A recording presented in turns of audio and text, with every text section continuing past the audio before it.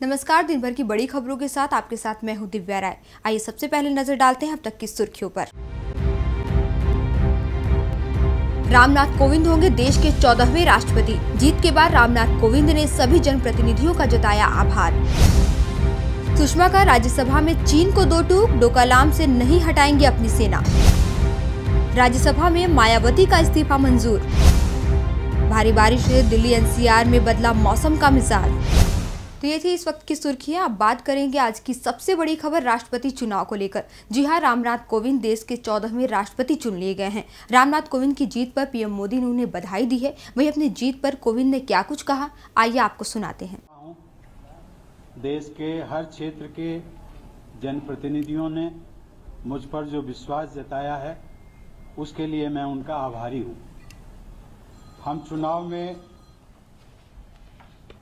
विपक्ष की उम्मीदवार रही श्रीमती मीरा कुमार जी को भी धन्यवाद के साथ ही अपनी शुभकामनाएं भी देता हूं। जिस पद का गौरव डॉक्टर राजेंद्र प्रसाद जी, डॉक्टर सर्वपल्ली राधाकृष्णन जी, एपीजे अब्दुल कलाम जी और प्रणब मुखर्जी जी जैसे महान विद्वानों ने बढ़ाया है, उस पद पर मेरा चयन मुझे बहुत बड़ी जिम्मेदारी का एहसास करा रहा है। व्यक्तिगत रूप से मेरे लिए ये बहुत ही भावुक क्षण है।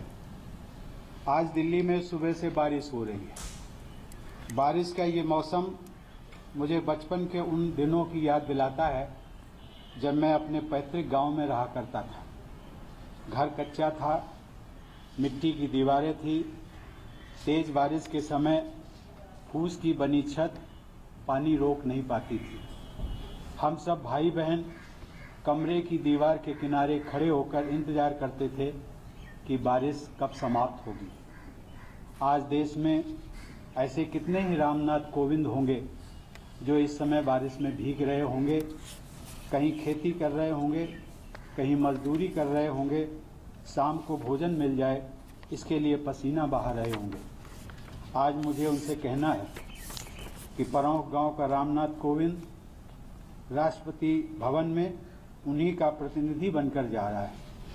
मुझे ये जिम्मेदारी दिया जाना देश के ऐसे हर व्यक्ति के लिए एक संदेश भी है जो ईमानदारी और प्रामाणिकता के साथ अपने कर्तव्यों का निर्वहन करता है। इस पद पर चुना जाना न कभी मैंने सोचा था और न कभी मेरा लक्ष्य था, लेकिन अपने समाज के लिए, अपने देश के लिए अथक सेवा भाव आज मुझे यहाँ तक ले आया है।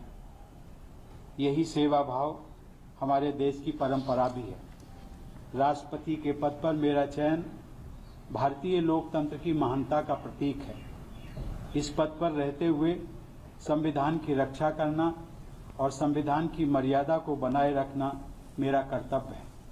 मैं देश के सभी लोगों को नमन करते हुए उन्हें विश्वास दिलाता हूं कि सर्वे भवन्तु सुखिनः के भाव के साथ राष्ट्र की सेवा में निरंतर लगा रहूंगा।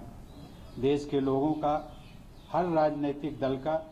तो कोविंद की जीत पर पूरे देश में उनके समर्थक खुशियां मना रहे हैं। 25 जुलाई को वर्तमान राष्ट्रपति प्रणब मुखर्जी का कार्यकाल समाप्त हो रहा है और उसी दिन रामनाथ कोविंद पदभार ग्रहण करने के लिए शपथ लेंगे। आइए अब आगे बढ़ते हैं अगली खबर की ओर। आज विदेश मंत्री सुषमा स्वराज ने राज्यसभा में सिक्किम में जारी गतिरोध पर चीन को दो टूक जवाब दिया है। उन्होंने कहा कि चीन चाहे जो कुछ कहे, लेकिन भारत अपनी बात पर अड़िग है और देश इस पर हमारे साथ है। चीन के साथ जारी टकराव पर विदेश मंत्री सुषमा स्वराज ने राज्यसभा में विस्तृत जानकारी देते हुए बताया कि आखिर किन परिस्थितियों में भारत को चीन के खिलाफ कड़ा रुख अपनाना पड़ा। उन्होंने कहा कि डोकाला ट्राई जंक्शन को लेकर भारत और चीन के बीच 2012 में समझौता हुआ था कि भारत, चीन और भूटान मिलकर इस पर फैसला लेंगे, लेकिन अब चीन ट्राई जंक्शन की मौजूदा स्थिति को अपने तरीके से बदलना चाह रहा है। सुषमा ने कहा कि सैन्य गतिरोध पर कानूनी रूप से भारत का पक्ष बेहद मजबूत है और सभी देश समझ रहे हैं कि भारत ने जो अपना मत रखा है वो गलत नहीं है। उन्होंने कहा कि चीन ने भूटान के प्रति आक्रामक रुख अख्तियार किया हुआ है। चीन बार बार इस क्षेत्र में आता है और हल्की फुल्की गतिविधियां जारी रखता है। भूटान इस मसले पर कई बार चीन से विरोध भी दर्ज करा चुका है, लेकिन चीन अपनी चालाकियों से बाज नहीं आता और अब चीन की मांग है कि भारत वहां से अपनी सेना हटा ले। इस पर सुषमा स्वराज ने कहा कि भारत चीन से कह चुका है कि इस मुद्दे पर बातचीत हो और दोनों देश अपनी सेनाएं हटाएं, लेकिन चीन गतिरोध खत्म करने को तैयार नहीं।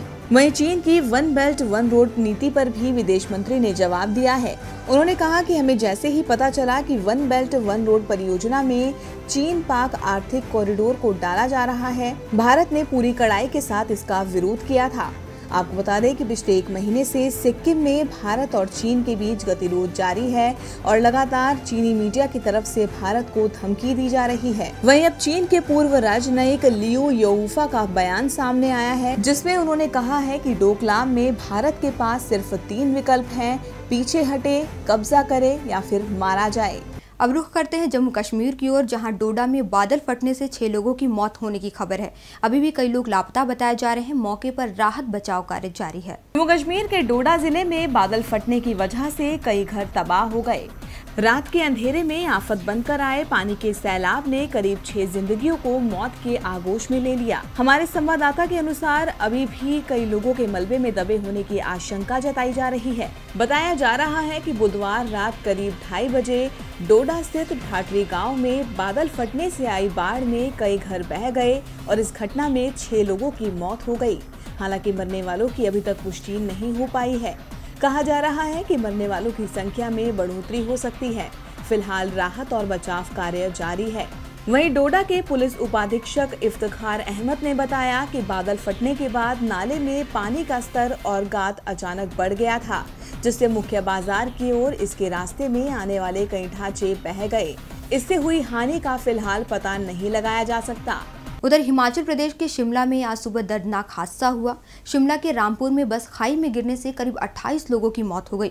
कई लोग के घायल होने की भी खबर है। सभी घायलों को अस्पताल पहुंचाया गया है। शिमला में गुरुवार की सुबह कई परिवारों के लिए दर्द बनकर आई। रामपुर में हुए सड़क हादसे ने कई लोगों को उनके अपनों से हमेशा के लिए दूर कर दिया।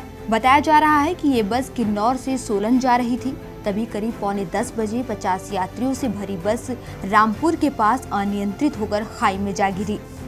हालांकि कुछ लोगों का कहना है कि एक अन्य बस को ओवरटेक करने के दौरान बस हादसे का शिकार हो गई, जिसमें 28 लोगों की मौत हो गई। मृतक में से करीब 15 शवों को बाहर निकाल लिया गया है। वहीं हादसे में घायल 60 लोगों को अस्पताल पहुंचाया गया है। घायलों में से कुछ की हालत गंभीर बताई जा रही है और ये आशंका जताई जा रही है कि मरने वाले लोगों की संख्या और बढ़ सकती है। वहीं दूसरी तरफ राहत और बचाव कार्य जारी है। हादसे के बाद लापता हुए लोगों को बाहर निकालने की कोशिश की जा रही है। वैसे यह इलाका काफी दुर्गम है, जिससे राहत कार्य में काफी दिक्कतें भी आ रही हैं। तो ये थी दिन भर की बड़ी खबरें। ताज़ा अपडेट के लिए लॉग ऑन करें dblive.tv पर। नमस्कार।